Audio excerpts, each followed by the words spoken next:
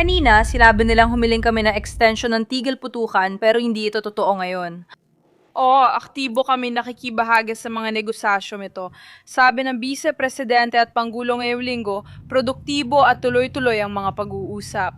Yan ang kalagayan natin ngayon. Nakita ko rin ang ilang ulat tungkol sa posibilidad ng mga pag-uusap ng harapan. Mula, nangyayari ang mga pag-uusap na ito, pero wala pang opisyal hanggat hindi ninyo naririnig mula sa amin dito sa White House. Optimistiko kami tungkol sa kasunduan.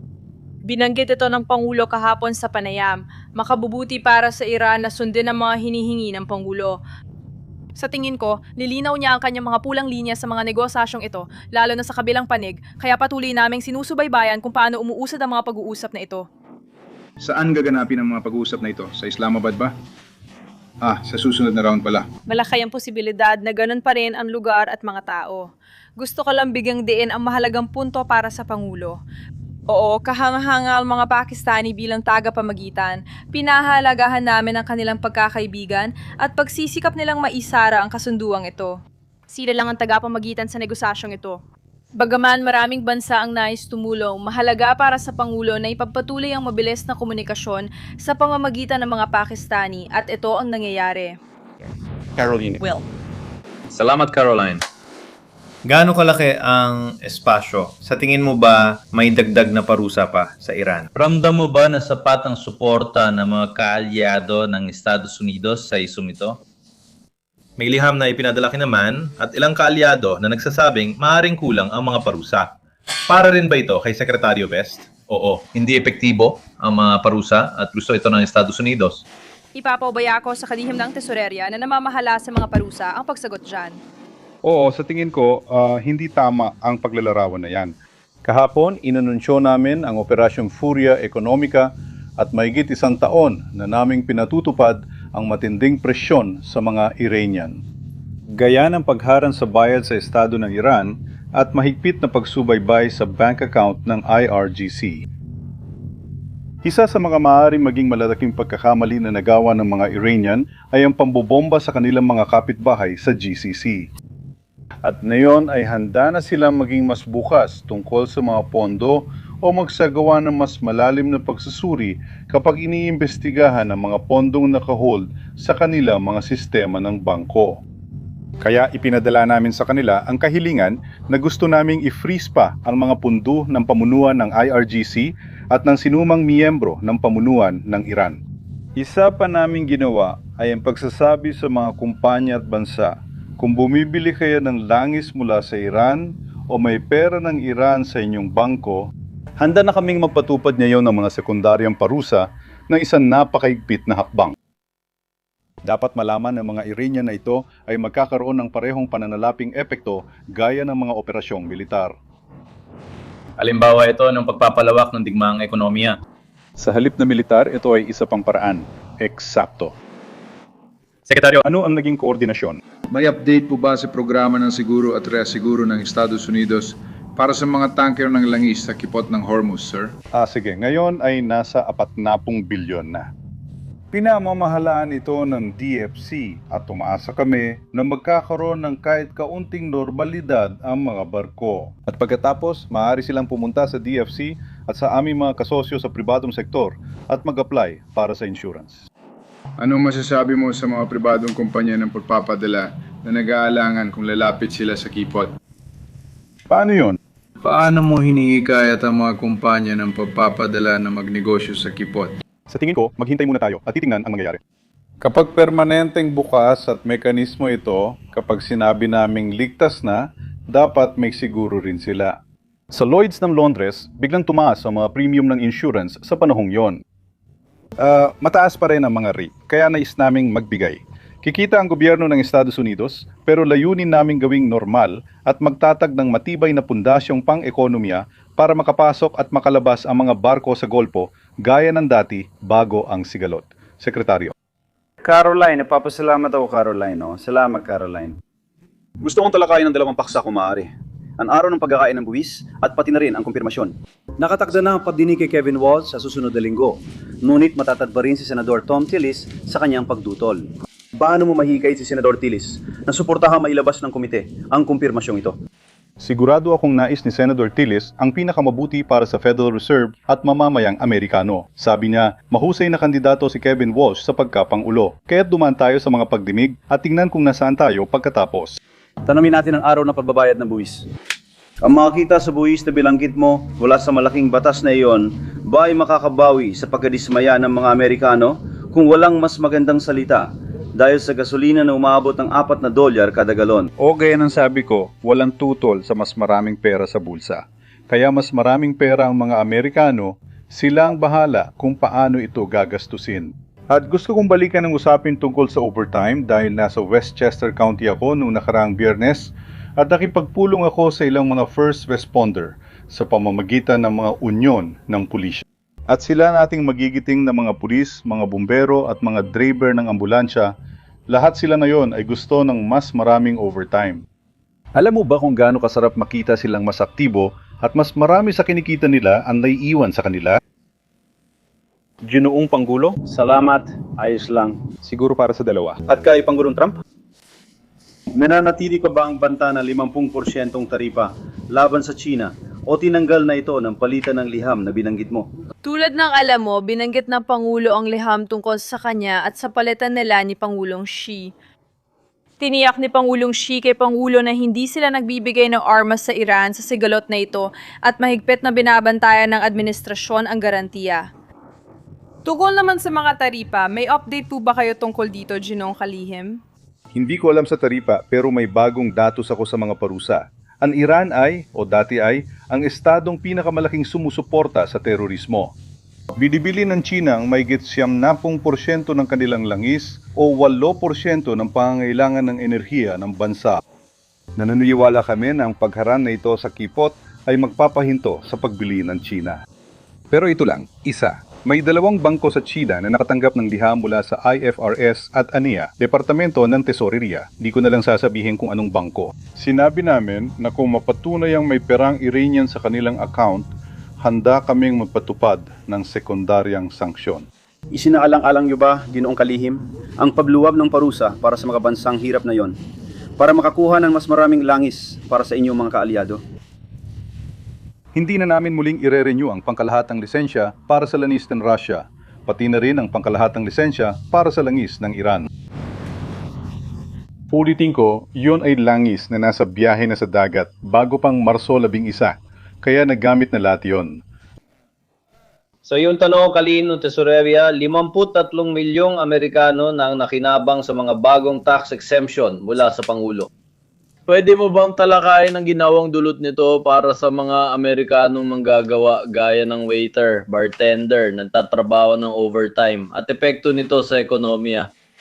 May masasabi ako sa iyo, sikat si Kelly pero sa mga manggagawa sa serbisyo, baka ako ang pinakapopular na kalihim ng gabinete dito sa DC.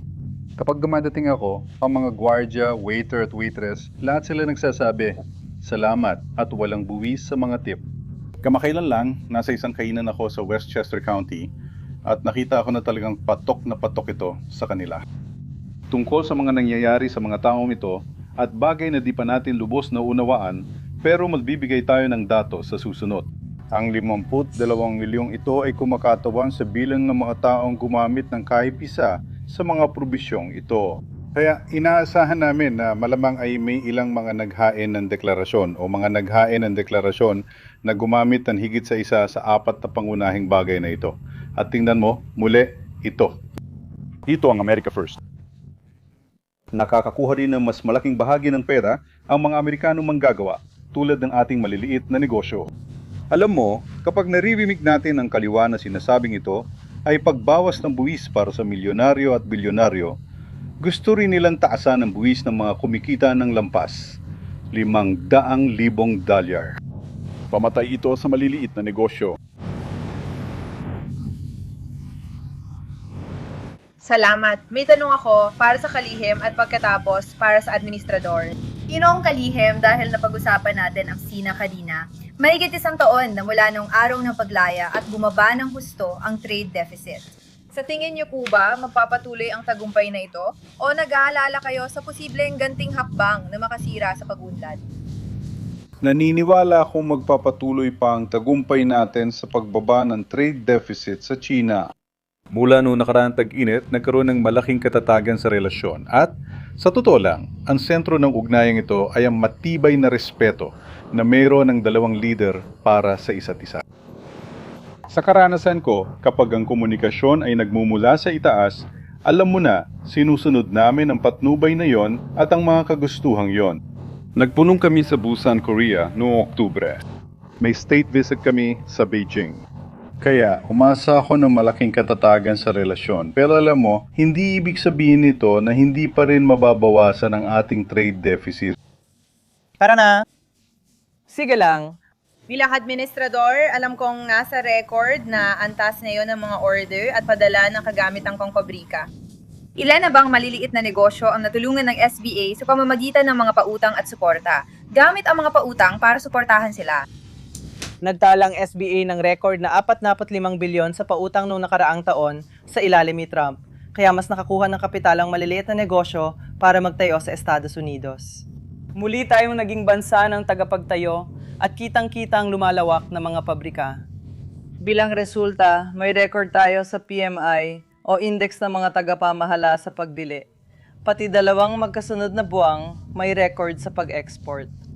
Sa kalagayan ng bansa, sa hindi balanseng kalakalan, makikita ang kawalang katarungan sa manggagawa at industriya ng Amerika. Binubuhay natin ang mga sektor sa reformang ito sa buwis. Salamat, Karen. Dalawang tanong ko. Una tungkol sa Iran at pangalawa tungkol sa United Airlines.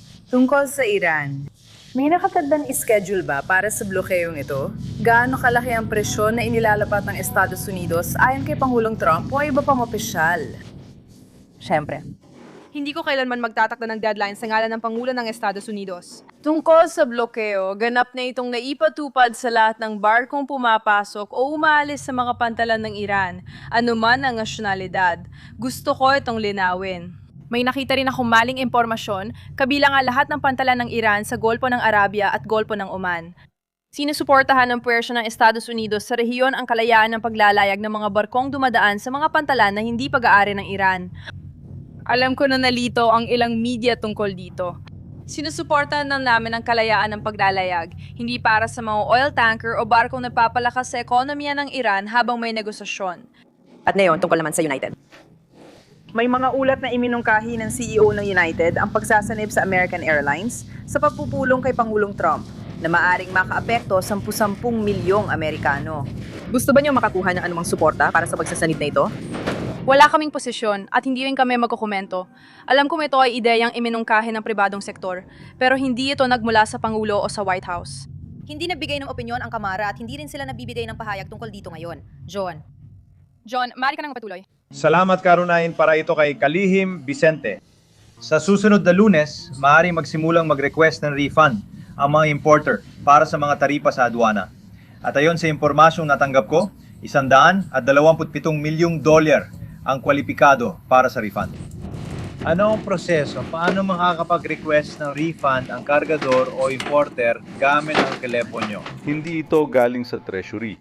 Babayaran lang namin ito sa ilalim ng CPB. Oo. Ipaliwanag ang prosesong ito. Naiintindihan kong hindi ninyo ginagawa ang programa. Paano ito aktwal na gumagana? Kung importer ka at nagbayad ng taripang idineklarang iligal ng Korte Suprema, paano mo mababawi ang bayad mo? Makikipag-ugnayan sila sa CPB. At sa tingin ko, ang numerong binabanggit mo ay iyon. Kaya iyon ang halaga ng mga nag-request na ng refund. Kaya sila ay nasa proseso na at alam mo na, tingnan natin kung ano ang magiging schedule para dito. Apektado ba ekonomiya ng ZIL at SIWA? Galing ba sa treasury ng ZIL lahat ng refund? Sige, kailangan natin makita kung ano ang lalabas at kung ano ang gagawin ng mga kumpanya sa kanila. Para lang malinaw, dahil sa Korte Suprema, may perang bumabalik sa China. Apektado ba ang ekonomiya ng ZIL dito? Hindi ko alam. Prosiga. Tanong para kay Sekretaryo Blinken. Danny, maaari ka nang patuloy. Sekretaryo, nabanggit niyo sa isang panayam na sulit ang kaunting hirap sa ekonomiya para sa pandaigdigan seguridad. Iyan ba ang mensahe ng gobyerno sa mga botante kahit mataas ang presyo ng gasolina na bago ang halalang lehislatibo dapat tiisin ang hirap? O Ganito po, ang mensahe ay pansamantalang pagbabago para sa pangmatagalang benepisyo. Tama. At Danny, kung maaari kong idagdag dyan, alam mo, naging malinaw ang Pangulo, muli, gaya ng kasasabi lang ng kalihim, na ito ay isang panandaliang abala lamang. Layunin ng estratehiya na tiyaking hindi magkakaroon ng sandatang nuklear ang pangunahing taga-suportang pang-estado ng terorismo sa mundo. At ito ay isang mabuting bagay para sa mga mamamayang Amerikano. Ito rin ay mabuti para sa mga tao sa buong mundo. Gaya ng paulit-ulit ng sinabi ng Pangulo at ng kanyang pangkat sa ekonomiya at enerhiya, kapag natapos ang negosasyon sa Iran at nabuksan ang kipot, inaasahan namin bababa ang presyo ng gasolina. Salamat sa Diyos. May administrasyon tayo naniniwala sa pamamayani ng Amerika sa enerhiya at pagpapababa ng presyo ng gasolina. Tingnan mo kung paano bumaba ang presyo ng gasolina nitong nakaraang taon mula nang maupo ang Pangulong ito.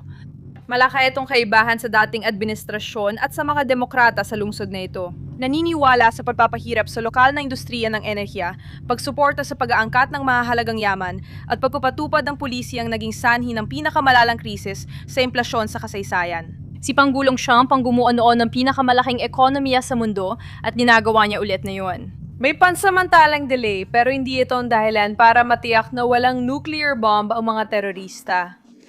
Jennifer, nagbibiro lang ako.